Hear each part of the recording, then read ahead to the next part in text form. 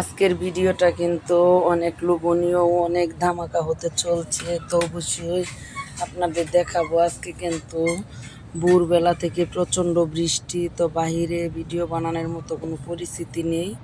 আজকের ভিডিওটা আমি ঘরে বানাবো গ্যাসের মধ্যে। তো এখানে দেখেন উপকরণ হিসাবে নিলাম 4টা পেঁয়াজ, 2টা রসুন, কিছু শুকনো মরিচ আর 5 থেকে 6টা বিলাতি ধনিয়া পাতা।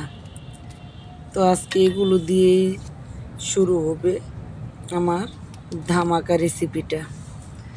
তো যেহেতু আমার ভর্তার চ্যানেল, তাহলে তো আমি ভর্তাই নিয়ে আসবো আপনাদের মাঝে।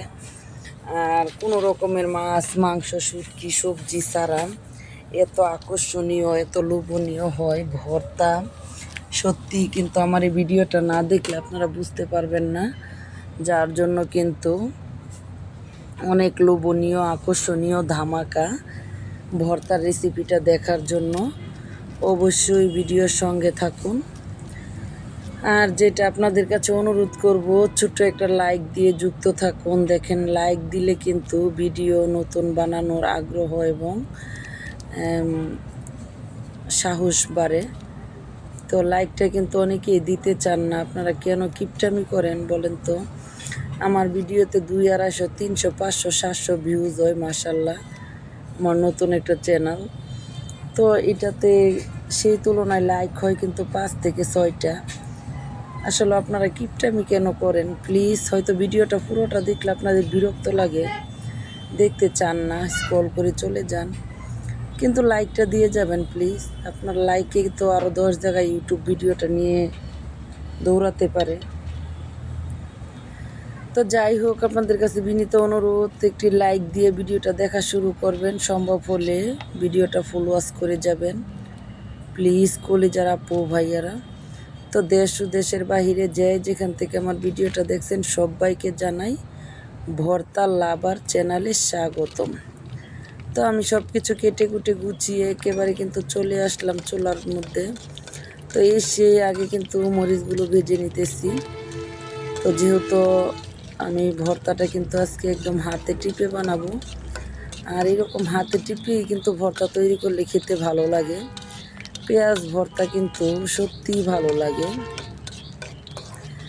তো পেঁয়াজ ভর্তা কিন্তু আপনারা চাইলে এখানে পেঁয়াজের খোসা সহকারে হালকা হালকা আছে ভেজে নিয়ে একদম সিদ্ধ করে তারপরও ভর্তাটা বানাতে পারেন, ওটাও কিন্তু খেতে ভালো লাগে।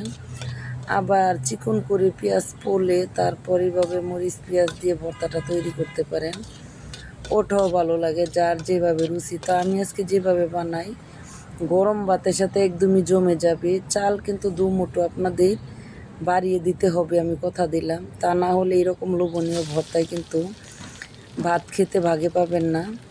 তো মরিচগুলো ভাজার পরে আমি 2টা রসুন কিন্তু অফ ক্যামেরায় কেটে নিয়েছি। কোয়া করা রসুনগুলো কিন্তু আমি এখন হালকা বাদামি কালার করে ভেজে নেব।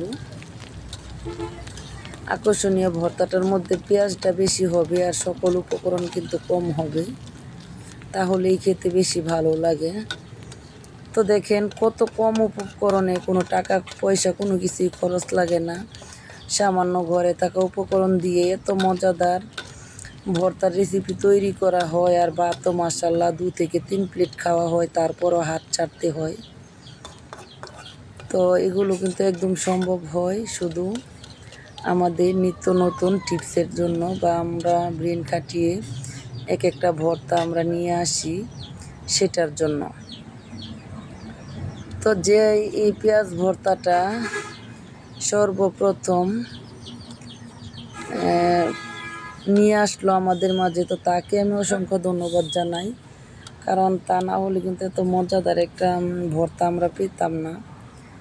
সত্যি যে পেঁয়াজ দিয়ে তো মজাদার ভর্তা তৈরি করা যায়, গরম ভাত দিয়ে খেলে এটা এতটা তৃপ্তি পাওয়া যায়, সত্যি আগে জানতাম না।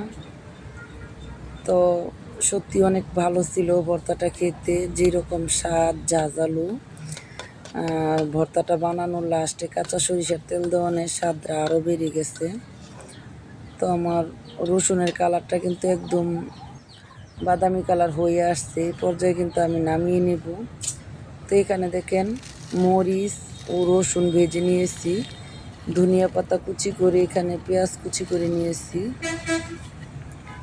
এখন আমি লবণ দিয়ে কিন্তু মরিচগুলো ভালো করে হাত দিয়ে ডলে নেব।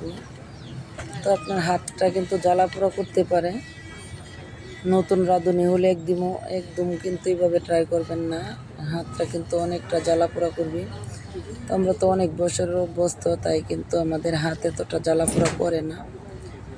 অনেক অনেক মরিচ আমরা এইভাবে ডলে থাকি বা বেটে থাকি, আমাদের কিন্তু কোনো অসুবিধা হয় না।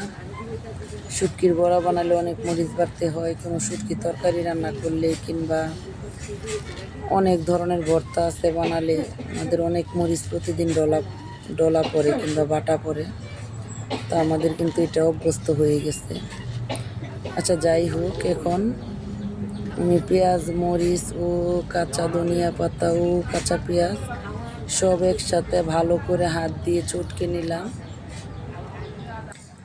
তো এটার ভর্তার স্বাদটাই কিন্তু লুকিয়ে থাকে একদম মিক্স করাতে। তো দেখেন খুব সুন্দর করে কিন্তু আমি মিক্স করে নিয়েছি, আর খেতে কিন্তু অসম্ভব স্বাদ ছিল।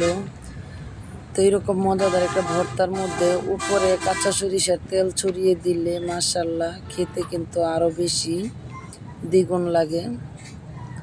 তো এখন কিন্তু আমি আলতো হাতে ভর্তাটায় তেলটা হালকা মিশিয়ে নিব। যেহেতু আমি তেল দিয়ে ভেজে নিয়েছি সব, তাই কিন্তু আমি কাঁচা সরিষার তেলটা একটু কম দিলাম। আপনারা চাইলে আর একটু বাড়িয়ে দিতে পারেন। তো দুইটা তেল কিন্তু একসাথে মিশে ভালো একটা গ্রান আসছে। আর আমি একটু খেয়েও আপনাদের দেখাবো যে এই প্লেটটার মধ্যে আমি ভর্তাটা বানাইছি। এই প্লেটের মধ্যে সরাসরি ভাত নিয়ে নিলাম, গরম ভাত। আর এখন ভর্তা নিয়ে মেখে আমি খেয়ে দেখাবো। আলহামদুলিল্লাহ, আমি কিন্তু খাবারের পরে ভয়েস দিছি। ভর্তাটা খেতে কিন্তু সত্যি দারুণ ছিল। কি বলবো আপনাদের, আমি ভাবি নাই যে এতটা স্বাদ হবে সাধারণ একটা পেঁয়াজ ভর্তা। তো সকল কিছুই কিন্তু আমরা অনেক খাবারের উপযোগী করে কিংবা সুস্বাদু করে খেতে পারি, যদি না সেই জিনিসের সঠিক মাপ পরিমাপটা আমাদের জানা থাকে যে কতটুক জিনিসে কতটুক দিতে হবে।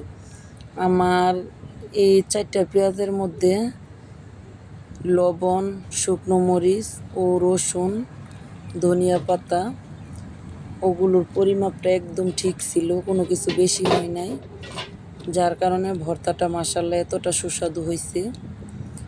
তো ভর্তা কিন্তু একটু ঝাল ঝাল ভালো।